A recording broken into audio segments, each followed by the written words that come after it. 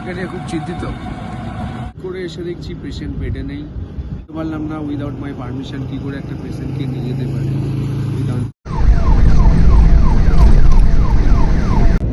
এই যে মাকে নিয়ে এখন যাওয়া হচ্ছে শুশ্রূষা নার্সিং হোম।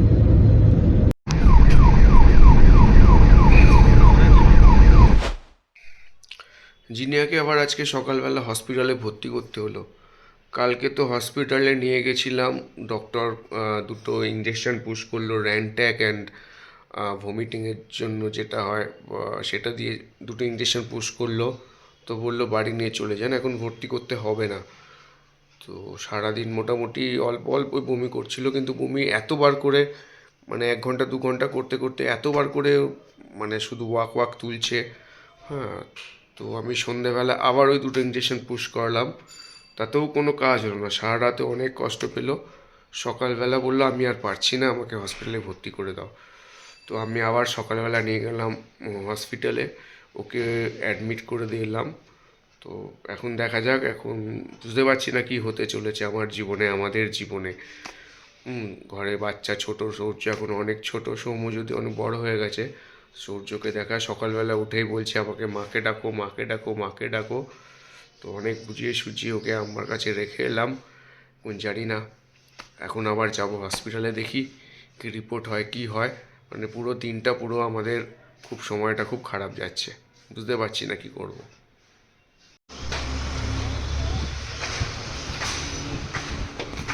এই যদি মাকে ভর্তি করা হলো, দেখা যাক। বললো 4 ঘন্টা পরে এসে দেখতে, পেশেন্টের কাছ থেকে পেশেন্ট থেকে জিজ্ঞেস করতে কেমন আছে। হ্যাঁ, যে ঠিক হয়ে যাবে বললো, ঠিক হয়ে যাবে, 4 ঘন্টার মতো টাইম লাগে, ঠিক হয়ে যাবে। তার মধ্যে মেডিকাস হসপিটাল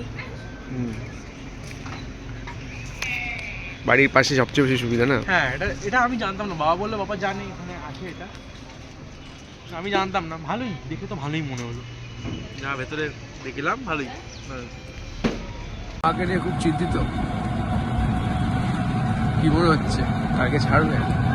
আজকের দিনটা রাখবে, দিনাকে দেখতে আমার ভর্তি তো হয়ে গেছে।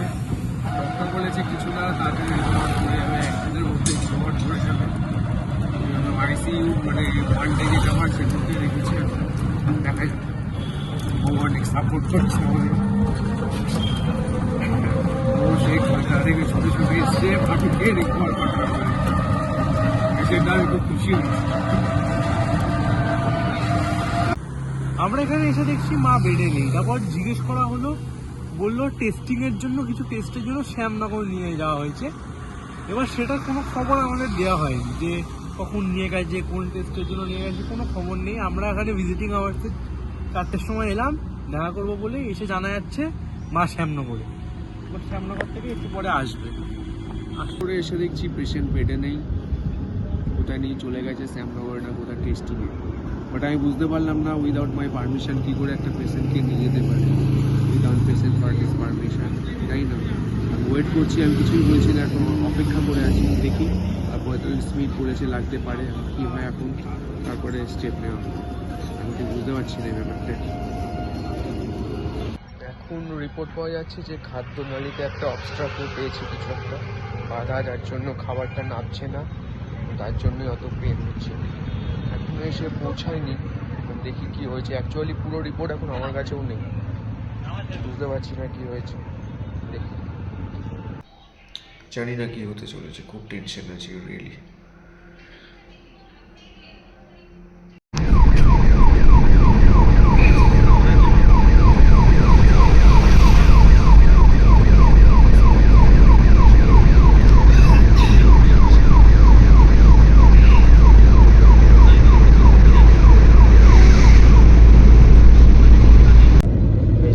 মাকে নিয়ে এখন যাওয়া হচ্ছে শুশ্রূষা নার্সিং হোম, ওখানে গিয়ে এখন বাকি ট্রিটমেন্ট হবে।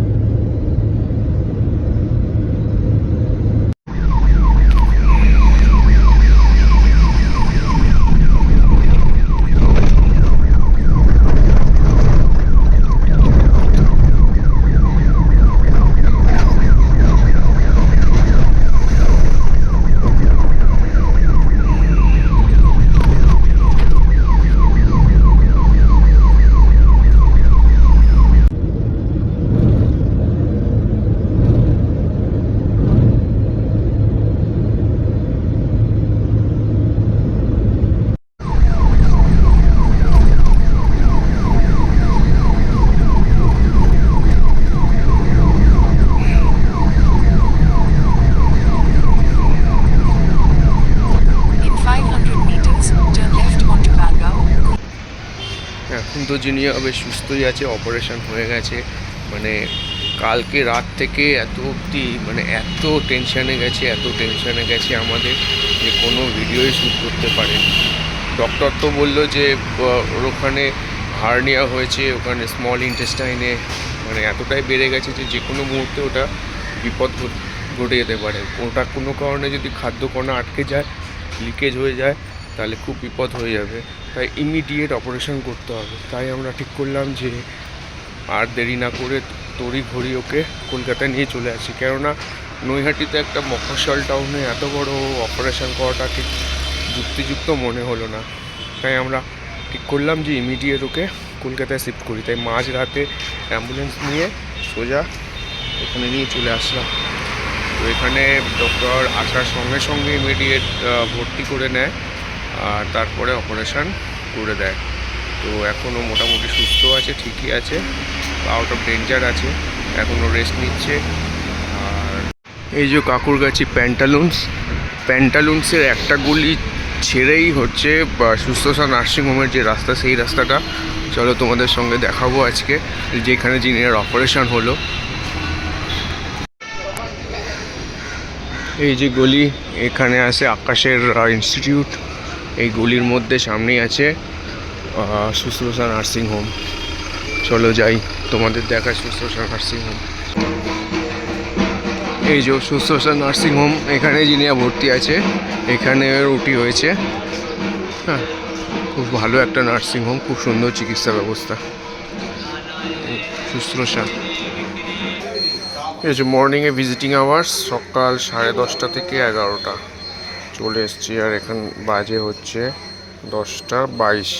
আর একটু পরেই যাব, জিনিয়ার সঙ্গে দেখা করে আসি কী অবস্থা। ঠিকই আছে, এখানে সুন্দর একটা কালী মূর্তি দেখতে পাচ্ছি।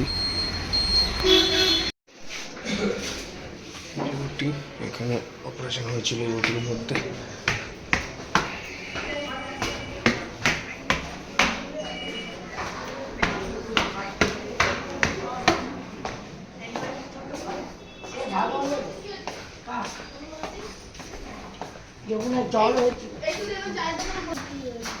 বাবা কি বসে আছো, দেখো।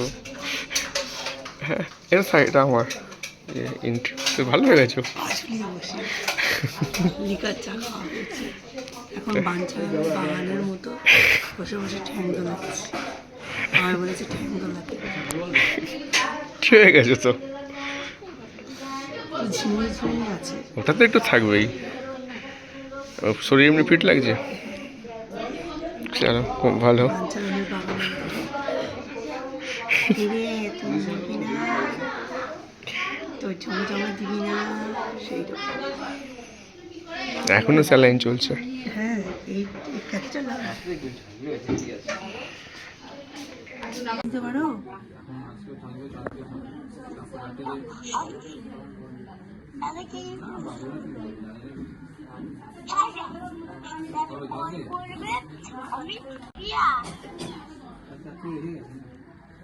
হ্যাঁ, দেখেছি। হসপিটালে শুয়ে শুয়ে ভিডিওটা বানাচ্ছি।